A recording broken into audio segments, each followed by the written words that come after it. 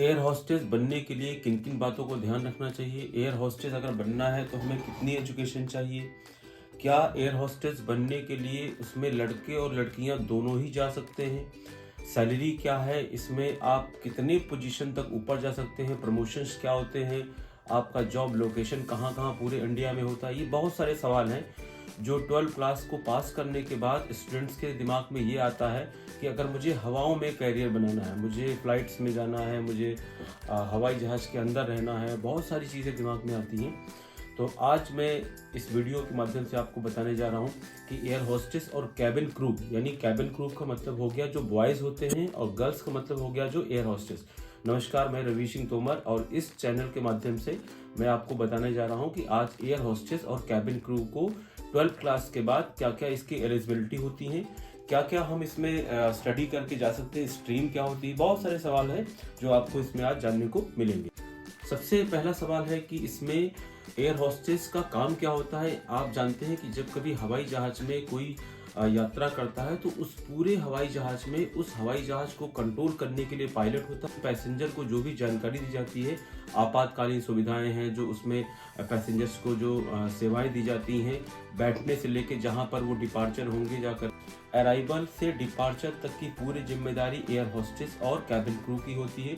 उनके पूरी फैसिलिटीज़ जो देते हैं एयर होस्टेस और कैबिन क्रू, पैसेंजर्स को पूरी फैसिलिटीज़ जो विमान के अंदर देते हैं वो आपको डिटेल आज इस वीडियो में जानने को मिलेगी। कि आपको 12 क्लास पास होना चाहिए किसी भी स्ट्रीम के साथ। आप कोई भी स्ट्रीम अगर है इसमें तो कोई भी स्ट्रीम के साथ आप ग्रेजुएशन कर सकते हैं। एज आपका जो होना चाहिए वो 18 से 30 साल का होना चाहिए और इसमें अनमैरिड्स को ज़्यादा प्रेफरेंस देते हैं। कुछ कंपनी मैरिज गर्ल्स को भी प्रेफर देती हैं और उनके ऊपर जो अलग अलग जो होते हैं वो पैरामीटर्स, यानी अगर मैरिज गर्ल्स को अगर उसमें अलाउ करते हैं तो उसके पैरामीटर्स अलग अलग होते हैं। यानी अगर आपको हवाई जहाज में नौकरी पानी है, सीधे शब्दों में स्क्रीन टेस्टिंग एप्टीट्यूड का टेस्ट का मतलब हो गया आपातकालीन व्यवस्था कोई आ जाती है, आपातकालीन स्थिति आ जाती है तो उसमें आप कैसे मेंटेन करोगे। अगर कोई भी मान लीजिए विमान में एक्सीडेंट की संभावना होती है, कभी कभी विमान हवा में चलते चलते उसमें आग लगती है, उस दौरान आप अपने इस ब्रेन का एप्टीट्यूड का कैसे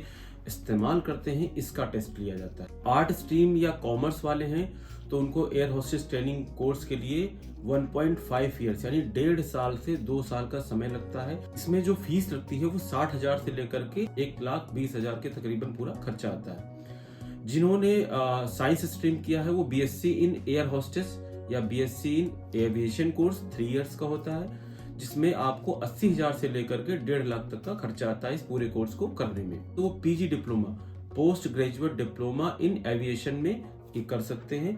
इसमें फीस जो होती है 80,000 से लेकर के तकरीबन 1.5 लाख तक के पूरा खर्चा आता है इस कोर्स को करने में। इस कोर्स को करने के बाद कंपनी आपको जॉब कहाँ कहाँ देती है, सैलरी कितनी होती है, ये सारी चीज़ें आपके दिमाग में आ रही होंगी।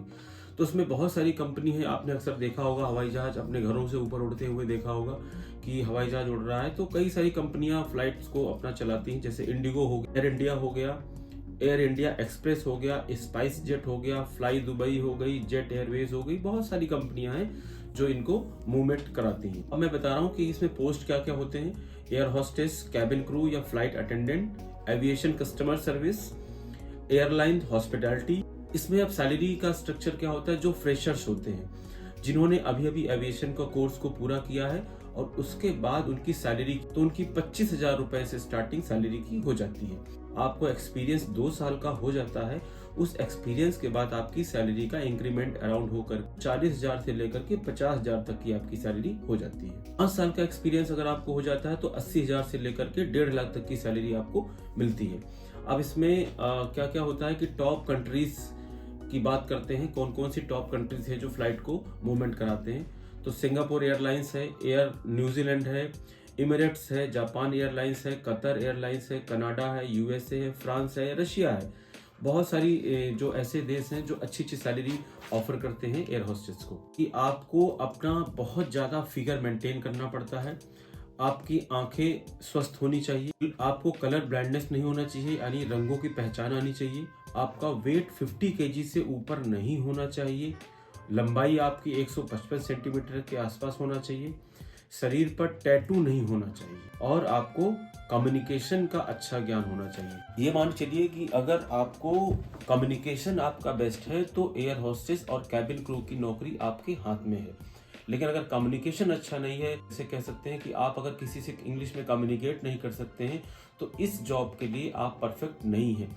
अगर आपको एयर होस्टेस और कैबिन क्रू की नौकरी चाहिए तो आपको बेस्ट कम्युनिकेशन, अपना फिगर मेंटेन रखें, आपका वेट ज़्यादा नहीं होना चाहिए, आपकी आइज़ प्रॉपर होनी चाहिए 6x6, और साथ साथ आपका जो कम्युनिकेशन स्किल, मैं फिर उसी पे चर्चा कर रहा हूँ कि आपका कम्युनिकेशन स्किल बहुत अच्छा होना चाहिए। आपने जैसे बोला था कि कम्युनिकेशन स्किल कितना होना चाहिए, तो आपको कम्युनिकेशन स्किल के लिए आपको बेसिक स्टार्ट करना पड़ेगा। बेसिक आपका होता है कि आपकी लैंग्वेज क्या है बोलने की, आपके वोकेबलरीज क्या है, आपका बॉडी लैंग्वेज क्या है, ये सारी चीज़ें डिपेंड करती हैं। ये गर्ल्स में ये बहुत ज़्यादा एक हॉबी होती है कि हमें एयर होस्टेस बनना है, मुझे फ्लाइट में जाना है, मुझे हवाओं में उड़ना है। तो ऑफ कोर्स आप बन सकते हो, बेटर ये है कि आप इस रूल्स को फॉलो करें, अपने आप को मेंटेन रखें और अच्छी सी आपको जॉब इस एयरलाइंस कंपनी में ऑफर हो जाती है। बेटर अगर आप इस क्राइटेरिया को पूरा करते हैं, जो भी इनके नॉर्म्स होते हैं पूरा करेंगे, आसानी से आपको नौकरी मिल जाती है। जो मैंने आपको पहले भी बताया कि आपको ग्रेजुएशन, इंटर या आपने किसी भी स्ट्रीम में आपने अपनी एजुकेशन को कंप्लीट किया हो, इसमें कोई भी आपका स्ट्रीम कंपलसरी नहीं है कि आप कॉमर्स से हैं, आर्ट हैं, साइंस हैं, कोई मैटर नहीं करता। आपका 10+2 होना चाहिए, ग्रेजुएशन होना चाहिए।